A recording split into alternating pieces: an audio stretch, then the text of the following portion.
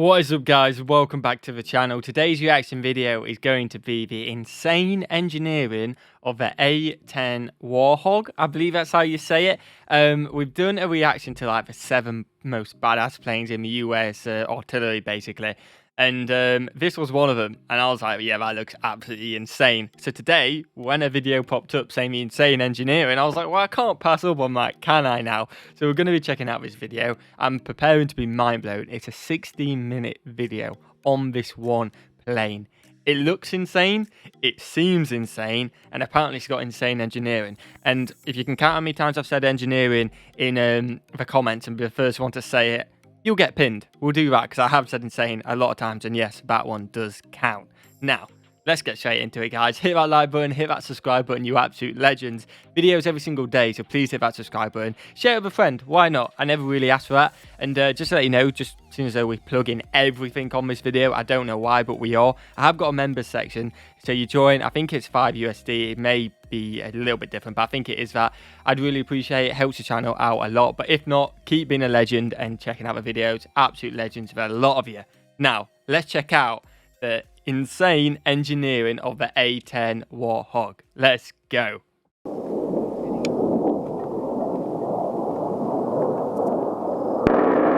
Oh man, look at that.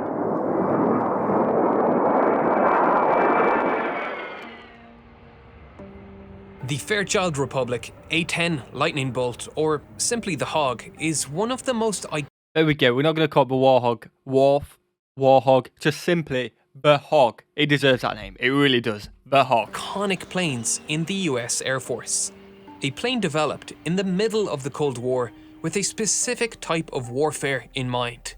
If the Cold War turned hot, one area was destined to become a battleground.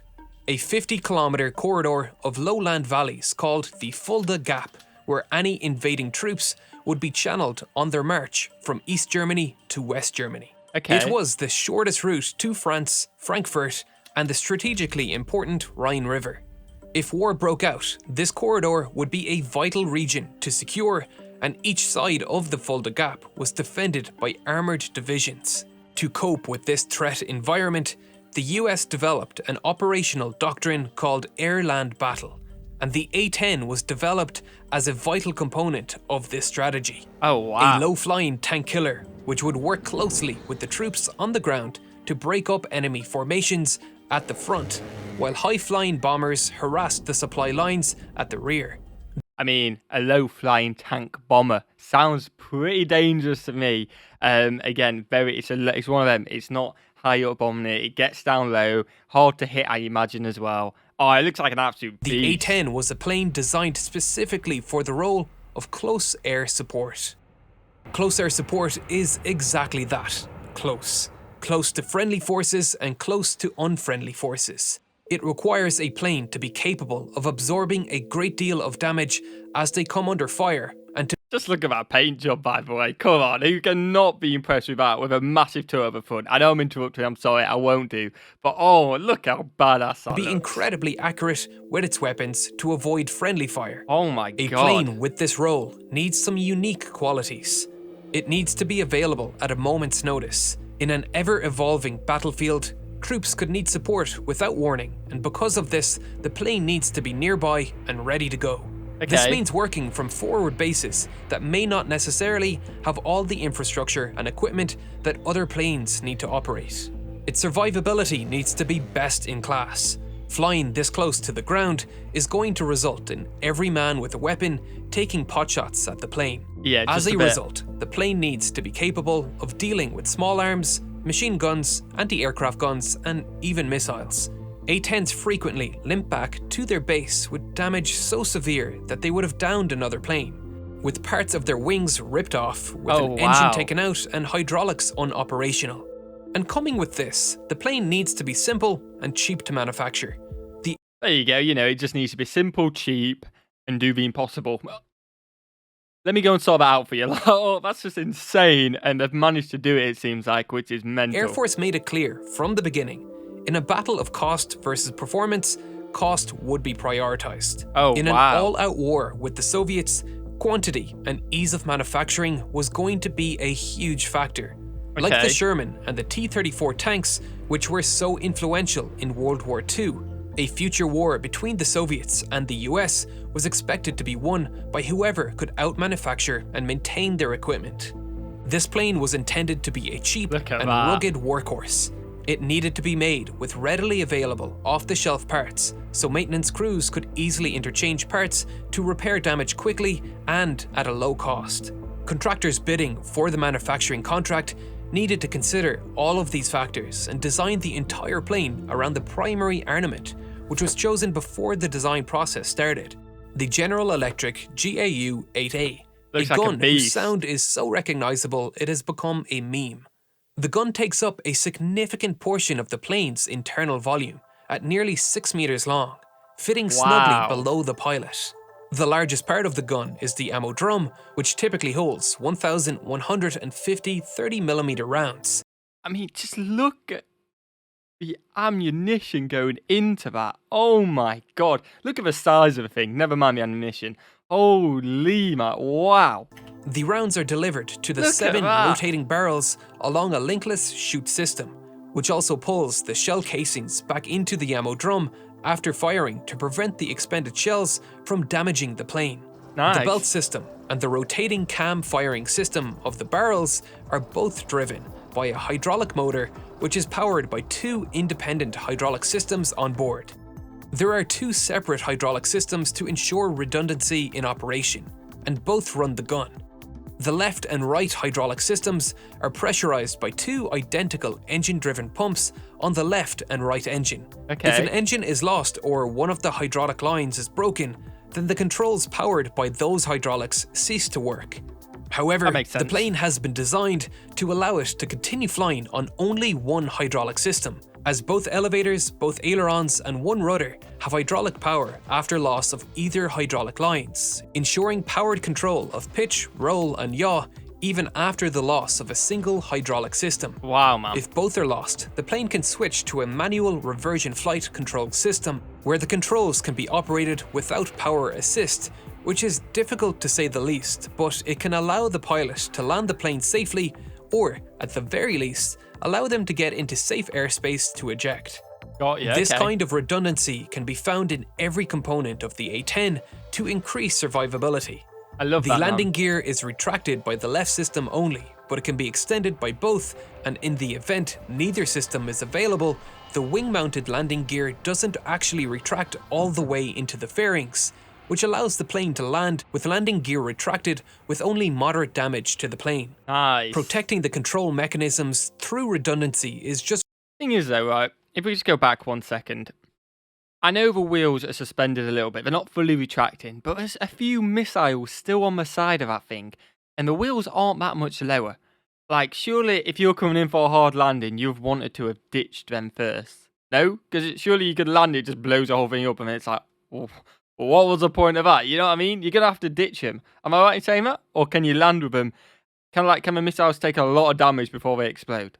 Surely not. I know maybe they can because they are, in theory, flying on an extremely fast plane, doing spins. You know what I mean? All this crazy stuff which will be banging them about. So maybe they can take a lot of damage. But I wouldn't be risking that. I'd be shooting them into a mountain or something like that and then coming down and not risking it. I may be completely wrong in saying that, but that seems a bit dangerous. damage to the plane. Protecting the control mechanisms through redundancy is just one component of increasing survivability. Yep. The fuel tanks are self-sealing on the lower portions and are filled with foam to prevent explosions. Okay. The A-10, like all planes, can fly with significant armor covering every portion of the plane, so they just protect the most vital component on the plane, the stick operator, otherwise known as the pilot, Yep. who sits inside a titanium tub which is reported to be capable of absorbing direct hits from armor-piercing rounds up to Wow. 23mm. The canopy is Damn. also made from ballistic glass, capable of taking hits from small arms. But this isn't the type of plane to be flying upside down over the battlefield. This is more for shrapnel from anti-aircraft fire and missiles. Okay. The A-10 also carries more chaff and flares than any US Air Force Legacy fighter. Chaff is radar reflective material which confuses radar-controlled missiles, while flares confuse heat-seeking missiles. Yep. With 4 dispensers located in the landing gear pods and another 4 on the outer wingtips, for a total of 16 across both wings, which can be triggered automatically by radar and laser detection systems on the nose and wingtips of the plane, or simply fired manually by the pilot. One of the most striking features of the A-10 Can we just appreciate how good that graphic work looks, by the way? Insane graphics. is its strange engine placement and tail configuration. And this too was a design feature to thwart enemies with heat-seeking missiles. Okay. The engines and tail were arranged like this to mask the infrared signature of the hot exhaust of the plane, which could be used to lock onto the plane by IR missiles on the ground. The tail would look more at home on a World War II bomber, which were designed to be stable. Stability was an important part of the A-10's design. The large vertical stabilizers help keep the plane on target as it fires its insanely powerful gun. Okay. The gun is mounted directly on the center line of the plane to minimize the effect of the recoil pushing the plane off target.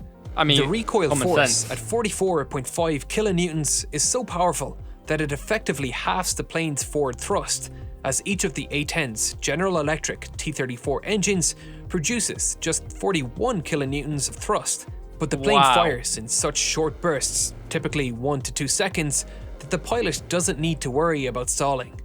The high engines mounted behind the wings also reduce the amount of dirt and dust that can enter the engines from forward operating base runways, which can be just dirt runways.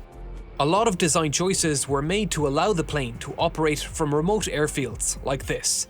Smaller military planes like this don't typically have auxiliary power units, which are small secondary engines that large planes like airliners have.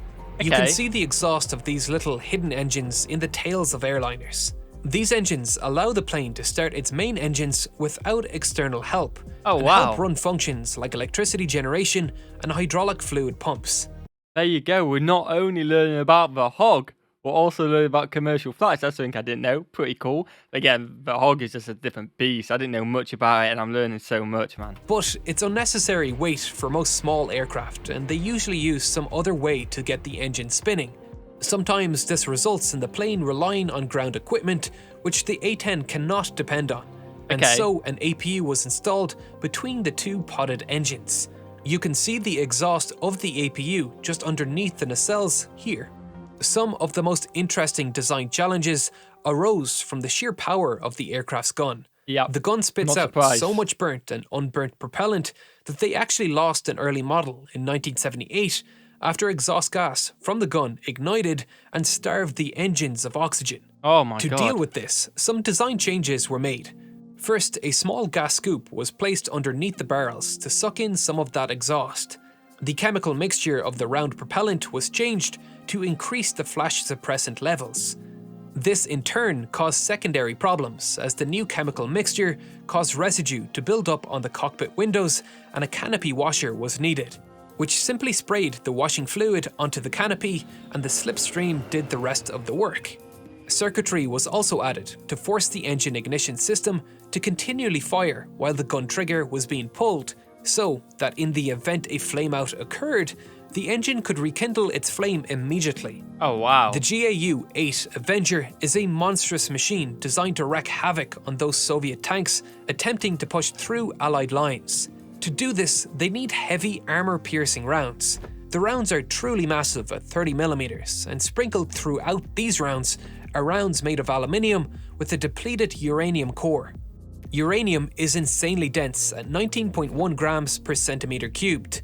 Lead, in comparison, is 11.3 grams per centimeter cubed, and iron is 7.9. This density gives the round more kinetic energy for armor piercing. The depleted uranium also ablates material in a way that self-sharpens the projectile, while tungsten, which is slightly denser than uranium, tends to mushroom out and dulls itself upon impact. We're even learning how the bullets work, which is awesome. I did not expect anything like this from this video. I'm really enjoying it. I hope you guys are as well. If you are, smash that like button and let me know any other videos where you go into detail about these warplanes, these aircrafts, these aircraft carriers, which they've done, submarines, all that fun stuff, because I'm really enjoying it, man. And it's just a lesson right in front of me, and I'm learning so much. It's awesome. Currently, 700,000 metric tons of depleted uranium stored as uranium hexafluoride in huge storage cylinders across America. Wow. Costing uranium enrichment facilities a great amount in maintenance. They are simply delighted when someone gets it off their hands and fires it at high speed into a country surprised. thousands of miles away. It's a cheap and freely available resource and has the perfect material properties for armor piercing. But the efficacy of using depleted uranium is obviously not good. Many war-torn regions have blamed its use for elevated cases of cancer. Oh man. The A-10 has been under constant threat of retirement. Detractors have pushed from the very start that the plane is not needed. First, it was the F-16 which should take over its job, and now it's the F-35. And both sides of the argument have valid points. The F-16 and A-10 can carry similar amounts of ordnance into the battlefield if needed. Both have 11 hardpoints with a carrying capacity over 7.2 tons, but attaching heavy equipment to its wings negates the biggest advantage of the F-16, its maneuverability and ability to conserve kinetic energy in dogfights. The F-16 was designed to be a multi-role fighter, while the A-10... I know it weren't the hog one about the F-16s there, but they look insane as well. Just all these planes mind-blow me how insane. And fair play to anyone who pilots these. It's like absolutely incredible, man. So much skill involved. 10 was designed for one job and one job only: getting down and dirty and taking some punches like Rocky. While modern planes like the F-35 were designed to be more like Muhammad Ali, bobbing, weaving, elusive, striking and moving out of the enemy's range before they can react. The two planes were designed in completely different eras, with completely different military doctrine in mind, and trying to compare the two without acknowledging that is silly. The F-35 is designed to carry a small payload of weapons in its internal weapons bay, while stealth is a high priority. But it can carry just as much as the F-16 when air superiority is established. It's a multi-role fighter designed for the modern battlefield. Ultimately, the A-10 found a role in wars like Iraq and Afghanistan, where the threat level and sophistication of enemy weaponry was relatively low. That makes sense. The battles expected in the Fulda Gap in the 1980s. The A-10 persists today because it excels in its role as a close air support vehicle, and its low cost of running compared to other military planes has kept it competitive. I mean, yeah, that is probably the main reason. It's the cheapest to do. And like I say, obviously, I don't think it'll be needed at the moment in Afghanistan. We don't know what's happening there. So we'll find out what happens there eventually. Obviously, the situation right now, I'm not going to speak on it because I don't really know. So it might come back in action. We don't know there. But it's the cheapest thing. And at the end of the day, if you're going to produce something which is highly efficient at what you need it for at a cheaper rate than all the others, why not? It makes sense. Allowing it to be in the vanguard for military operations today. A plane the infantry can see coming over the horizon, like Gandalf arriving into Helm's Deep to lift the siege. A-10 saving the day again, baby. It's become an iconic aircraft among the soldiers on the ground. A bond has formed between it and the infantry it protects. But just as the A-10 was created in preparation for an anticipated next-generation war, the F-35 was created with future wars in mind, where the threat environment will be so dense that simply being able to take a punch won't save it. The nature of close air support has continually evolved over the past century. In World War II, tactical air forces were created specifically for providing close air support to the troops landing in Normandy on D-Day. Range for these fighters was a major tactical issue, and within 24 hours of the first men landing in Normandy, 3 new emergency landing strips had been created off the beaches, which would allow the Allies to extend their fighter-bomber range and prevent a fierce counterattack by the Germans from overwhelming the small toehold the Allies managed to carve out in Normandy. I explored these vital logistical challenges in a future episode of The Logistics of D-Day that will be out next month. These airfields were primarily built to extend the reach of Allied aerial support as ground troops pushed forward. However, as the front line progressed, many were converted to supply depots, emergency evacuation posts, and heavy bomber airfields. Others were simply abandoned and allowed to return to farmland over time. There are hidden traces of these remains littered all over Normandy. You can learn more Nice. about them and get access to the entire Logistics of D-Day series by signing up to CuriosityStream for just $19.99. We will leave it there because I believe the rest of this, I think it is an ad. I didn't realise it was an ad. That's absolutely fine. We got a little bit of extra knowledge on obviously D-Day, a well-documented day. I think most people know about it, but it's awesome to hear a bit of insight, a bit of history, and a bit of strategy from it as well. There's a little added bonus to the end of this reaction, but the hog, man, absolutely insane. And it's one of them, it may not be modern like the others, but it's cheap, it's reliable, and it's efficient at its job, and it looks an absolute beast. I hope you guys have enjoyed this reaction. I really have. The A-10 hog seems like an absolute beast.